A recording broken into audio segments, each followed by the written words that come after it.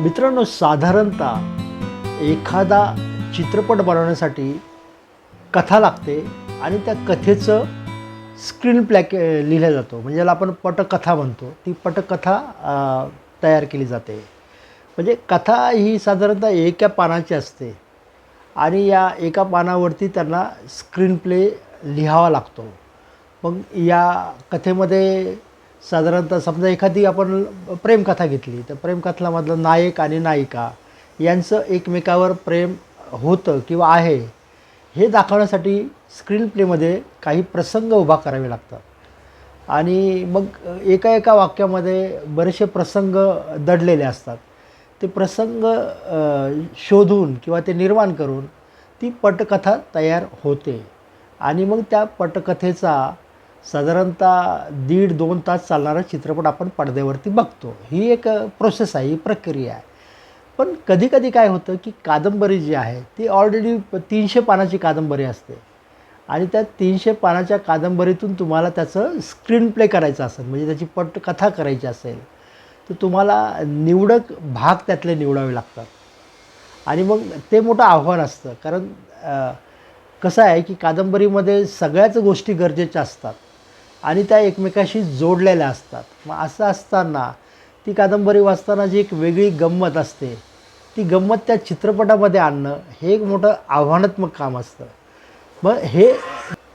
मग साधारणतः काय असतं, की एवढी मोठी कादंबरी आणि 300-400 पानाची कादंबरी आणि ती तुम्हाला 1 तासाच्या चित्रपटामध्ये बसवायची असते. अशा वेळेस दिग्दर्शक आणि जे काही लेखक आहे, याला दोघांना एकत्र बसून ठरावं लागतं, की कुठला प्रसंग घ्यावं किंवा कुठला घेऊ नये.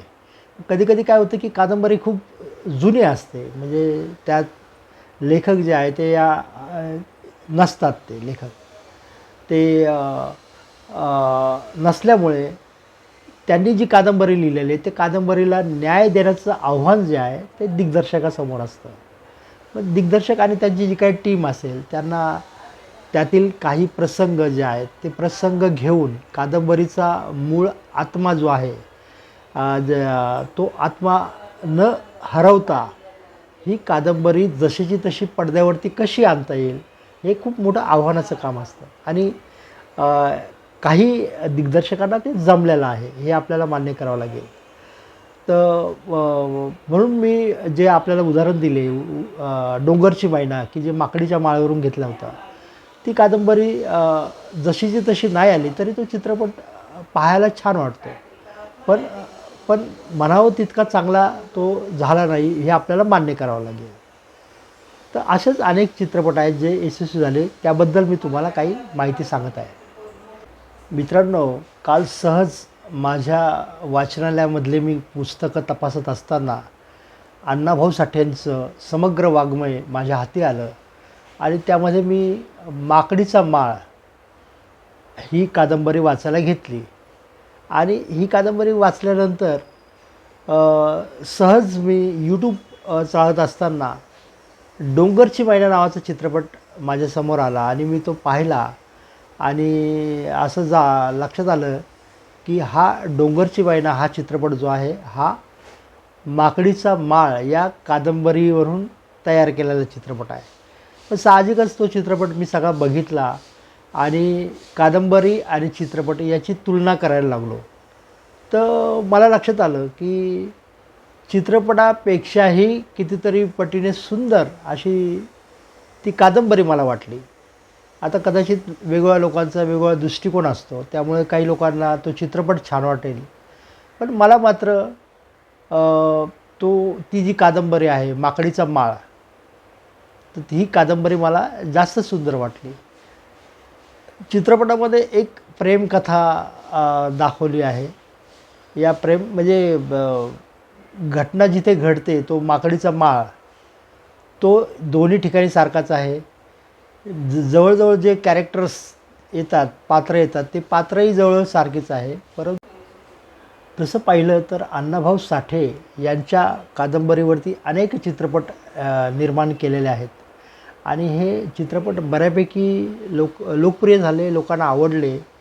आणि त्या दिग्दर्शकांनी खास करून ते बहुतेक बऱ्याच चित्रपटाचे दिग्दर्शक एक अनंत माने हे होते आणि यांनी यांचे चित्रपट सगळे तमाशाप्रधान चित्रपट होते आणि अण्णाभाऊ साठेंच्या कथेमध्ये एक तमाशाप्रधान आणि ग्रामीण जो एक बाज होता एक त्यांनी खूप सुंदर त्यांनी म्हणजे तितकं सुंदर जे काही लिखाण आहे ते अजून तरी माझ्या पाहण्यात आलेलं नाही. तर असं त्यांनी लिहिलेल्या लिखाणावरती चित्रपट बनवलेल्या ज्या आहेत त्यातली वैजंत नावाची जी कादंबरी आहे त्यावरती वैजंत नावाचा चित्रपट 1961मध्ये आला. फकीरा नावाची कादंबरी होती. फकीरावरती 1963मध्ये त्याच नावाने चित्रपट आला. जसं मी माकडीच्या माळाचा उल्लेख केलाच आहे तो 1969मध्ये डोंगरची मैना म्हणून पडद्यावरती आपल्याला पाहायला मिळाला. आवडी नावाची एक सुंदर कादंबरी. ह्या सगळ्या ग्रामीण प्रेमकथा आहेत असं म्हटलं तरी चालेल. पण यामधला नायक जो आहे तो नायक कुठल्या तरी भटक्या विमुक्त किंवा जाती व्यवस्थेने दबलेला असा नायक बहुतेक कथेमध्ये आहे आणि तो त्याचा स्वाभिमान आणि तो त्याचं नैतिक मूल्य घेऊन आपल्याला या संपूर्ण कादंबरीमध्ये दिसतो आणि तोच चित्रपटामध्ये आणण्याचा प्रयत्न केलेला आहे. पण चित्रपट बनवताना जास्त जातीचा उल्लेख टाळण्याचं आपल्याला सगळ्याच ठिकाणी दिसतं. काही ठिकाणी तो ओघाने येतो पण बऱ्याच ठिकाणी ते टाळण्याचा प्रयत्नही झालेला दिसतो आहे.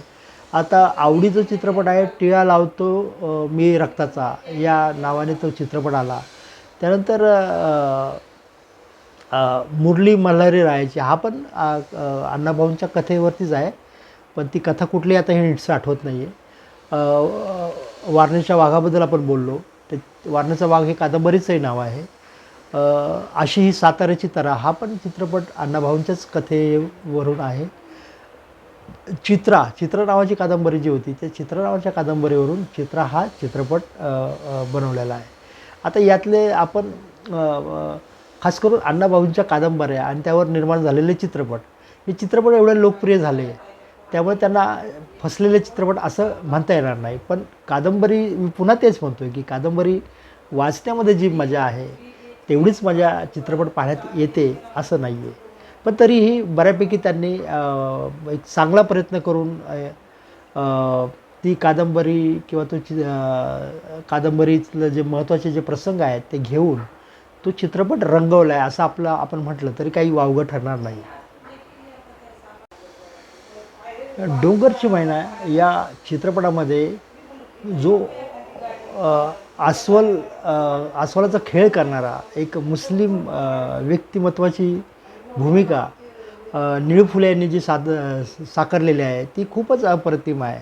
यामध्ये त्यांनी कुठल्याही प्रकारचं नाट्य न आणता म्हणजे काहीतरी नाटकीपणा न करता सरळ जसा एखादा माणूस जो अस्वलाशी कुस्त्या खेळतो किंवा असं सांगतो लोकांना अस्वल दरवेळी ज्याला म्हणतो आपण तो अस्वलाला नाचवतो तर अशा पद्धतीचं व्यक्तिमत्व जे आहे ते निळू फुलेंनी खूप सुंदरतेने त्या डोंगरच्या मैनामध्ये उभा केलेला आहे असं मला वाटतं. त्याचे संवाद फेकीचे डॉलर बोलण्याची जी पद्धत आहे ती पद्धत इतकी सहज आणि साधेपणाने असते की असं वाटतं की ते पात्रच आपण डोळ्यासमोर आपण प्रत्यक्षात पाहत आहोत. एवढं सुंदर काम मला वाटतं की निळूभाऊच करू शकत होते. बोलण्यामध्ये काहीतरी कुठलाही नाटकीपणा किंवा कृत्रिमपणा असं कुठेच त्यांचं दिसत नव्हतं. ते एकदा भूमिकेत शिरले म्हणजे ती संपूर्ण भूमिका जगायचे खऱ्या अर्थाने असं मला वाटतं. ते एक त्या चित्रपटातलं हे एक वैशिष्ट्य आहे. आणि सगळेच जे पात्र आहेत सापवाले आहेत तिथे माकडीच्या माळावरती जो काही दारूचा धंदा करणारा माणूस आहे पाटील आहे हे सगळे जे आपल्याला भेटतात ते खूपच एकदम प्रत्यक्ष आपण त्यांना पाहतोय असं आपल्याला वाटायला लागतं. चौकटीमध्ये किंवा चित्रपटाच्या ज्या काही मर्यादा असतात त्या सगळ्या लक्षात घेऊन मला वाटतं की तिथे एक प्रेमकथा आवश्यक असते असं त्या निर्माता दिग्दर्शकाला वाटलं असावं आणि म्हणून त्यांनी या चित्रपटामध्ये एक प्रेमकथा आणली. की जी माकडीच्या बाळामध्येही आहे, पण त्याचं स्वरूप वेगळं आहे. पण एकूणच तुम्ही म्हणाल तर मला चित्रपटापेक्षा कादंबरी सुंदर वाटली.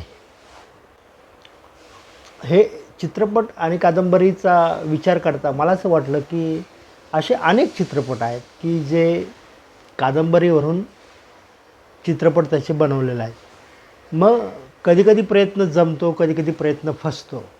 मग असे कुठले चित्रपट कादंबरीवरून घेताना तो प्रयत्न सक्सेस झाला आणि असे कोणते चित्रपट आहेत की जे कादंबरीवरून चित्रपट बनवताना त्यांचा प्रयत्न फसला, हे थोडं समजून घेण्याचा मी प्रयत्न केला. तर माझ्या लक्षात आलं की श्यामची आई जो चित्रपट बनवला गेला तो साने गुरुजी यांच्या आत्मचरित्रावरती तो चित्रपट आहे आणि तो बऱ्यापैकी आचार्य अत्रे यांनी तो जसं कादंबरीमध्ये आहे, कथेमध्ये आहे, ते सगळं त्यांनी आचार्य अत्रेंनी या चित्रपटामध्ये दाखवण्याचा प्रयत्न केला आहे आणि तो यशस्वी प्रयत्न आहे असं आपल्याला म्हणता येईल.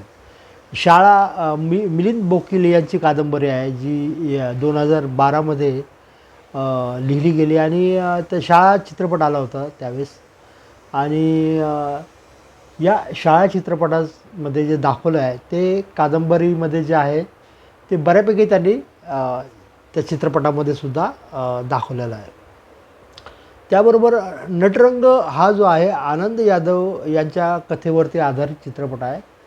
तो पण बऱ्यापैकी आपल्याला भावतो आणि सगळं आपल्यासमोर घडते असं वाटायला लागतं.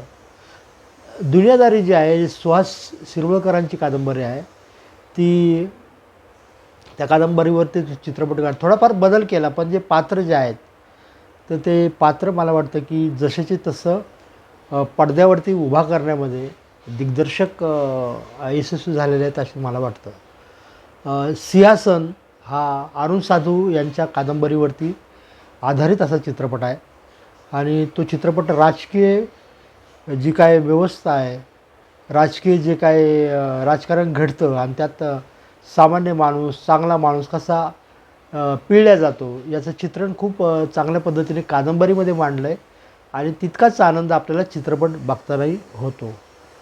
छावा जे आहे शिवाजी सावंत यांची कथा आहे, कादंबरी आहे, त्यावरती अलीकडेच चित्रपट आला, तोही लोकांना आवडला. तर हे जे चित्रपट आहे हे चित्रपट कादंबरीवरती आधारित होते आणि ते खूप चांगल्या पद्धतीने बनवलेले. खास करून बनगरवाडीचा मला एक उल्लेख करावासा वाटतो की बनगरवाडी हे अमोल पालेकरने जो चित्रपट तयार केला तोही मला वाटतं व्यंकटेश मांडगुळकर यांची कथा आहे ती आणि ती खूप सुंदरतेने पडद्यावरती सुद्धा मांडलेले आहे. अगदी ते गाव, धनगर समाजाची पार्श्वभूमी आहे, सगळं जे आहे त्या चित्रपटामध्ये खूप चांगल्या पद्धतीने त्यांनी मांडण्याचा प्रयत्न केला आहे. मित्रांनो, कादंबरी आणि चित्रपट हे नेहमी